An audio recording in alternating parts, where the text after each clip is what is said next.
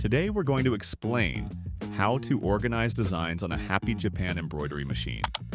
The Happy Japan system for organizing designs is exactly the same on all models. So we go into the Patterns option, and we select one of these designs. You can organize these designs by client, size, order, or however you want to sort them. In this case, we're going to assume that this letter M we have here is going to be sorted by sizes. So to place it into folders, we're going to go into these little squares that have a red arrow. We're going to select it, and we're going to use the little flower icon where there's a folder. In this case, it's this one. And I'm going to select which design I want to transfer. In this example, I can choose whichever one I want. I can pick them one by one or multiple options.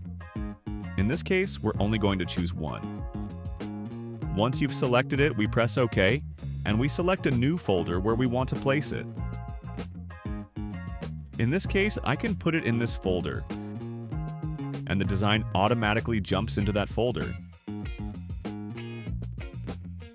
Then I can organize it by changing the name here where it says ABC and the folder icon.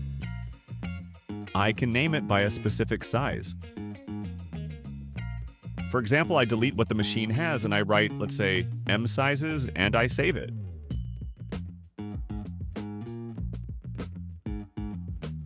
So now I know that in this folder, everything I look for will be only size M designs, or designs of a certain measurement.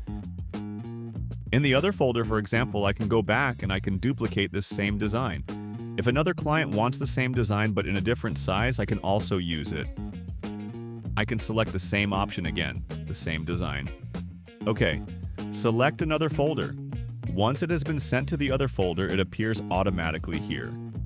I select it, and now it's there.